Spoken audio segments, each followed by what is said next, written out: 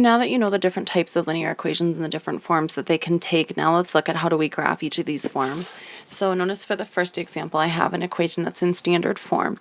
So I have two options here. One of my options is to say, if I found the x and y-intercepts, would those be easy to plot? Well, I'm very familiar with finding x and y-intercepts, so I know that if I found the x-intercept, that would mean I would plug 0 in for y, giving me 15 equals 3x minus 5 times 0, or 15 equals 3x. Divide both sides by 3, I get x equals 5. So I'm going to go over 5 on the x-intercept. 1, 2, 3, 4. And I'm going to be about right here. The graph's a little small for my fingers. And then I'm going to go ahead and find the y-intercept. And I know on the y-axis, the x value is 0, so I get 15 equals 3 times 0 minus 5y, so I get 15 equals negative 5y. Dividing by negative 5, I get negative 3 is y. So then my y value is 1, 2, 3. I'm about right here, and then I can use a ruler to connect these with a straight line.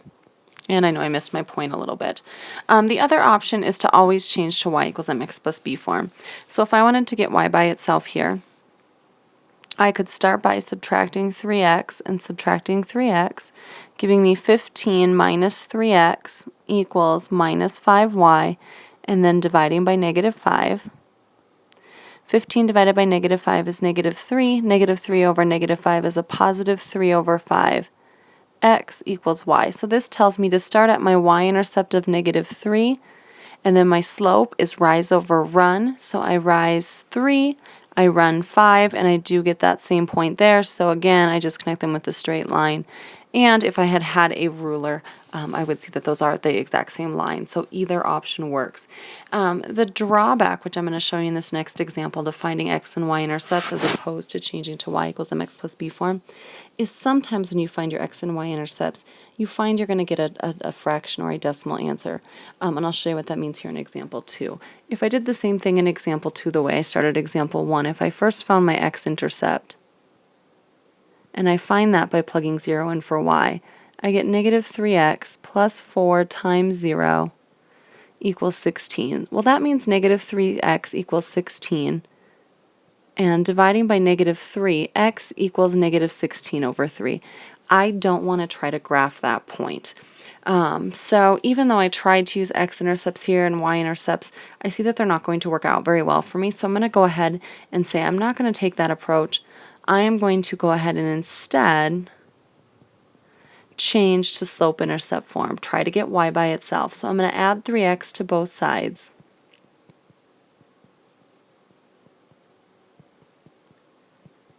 And I'm going to divide both sides by 4. And it does divide both terms. And now, so when I had a fraction in my x-intercept, that bothered me because I didn't want to try to plot that point. Remember, this just tells me to rise 3 and then run 4. So it doesn't matter that I have a fraction for my slope. So I'm going to go ahead and start by plotting my y-intercept, my b, at 4. So I'm about right here. And then from there, my slope tells me to rise 3 and run 4. Putting me about here. And then again, I connect those with a straight line, so I should be using a ruler here. I'm not doing a very good example of that, but then I connect them with those nice smooth line. So in standard form, notice I can either find my x and y-intercepts, plot both my x and y-intercepts, and connect them with a straight line, or I can change to y equals mx plus b, in other words, slope-intercept form, and start by plotting my y-intercept and then use my rise over run to get my next point. Either option is going to work for me.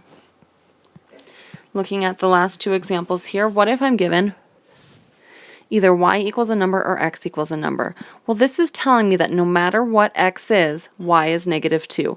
So if I look at a bunch of points that have a y value of negative 2, so perhaps negative 1, negative 2, 0, negative 2, 1, negative 2, 2, negative 2. If I look at plotting all of those points, so negative 1, negative 2, 0, negative 2, 1, negative 2. Notice that I see that a line emerges. In fact, it is this horizontal line here that represents the equation y equals negative 2. Notice if I had wanted you to plot the point, a single point, I would have had to have written it as coordinates, not as an equation.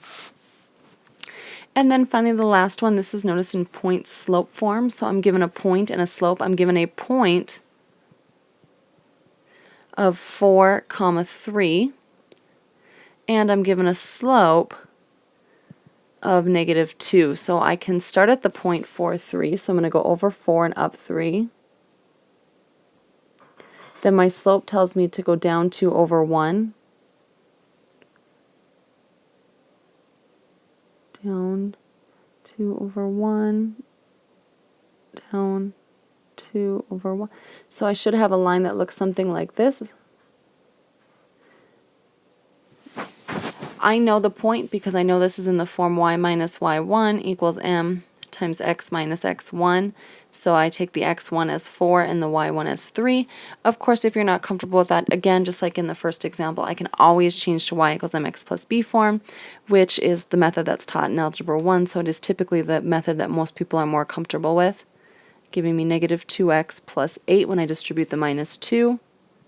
And then after distributing the minus 2, I get y equals negative 2x plus 11. So I'm going to start up at y equals on the y-intercept of 11. So 2, 4, 6, 8. So I'd be about somewhere like right up here. And then I'm going to go down 2 over 1, down 2 over 1, down 2 over 1. And I need to look and see what went wrong with my first equation. I have an error somewhere in the red. Because I went up 2 over 1 for my slope in the red, and I was supposed to go down 2 over 1. So if I instead I went down 2 and right 1, I would have been here after my first point, and I would have fallen on that same line. So it would give me the same answer if I take that off.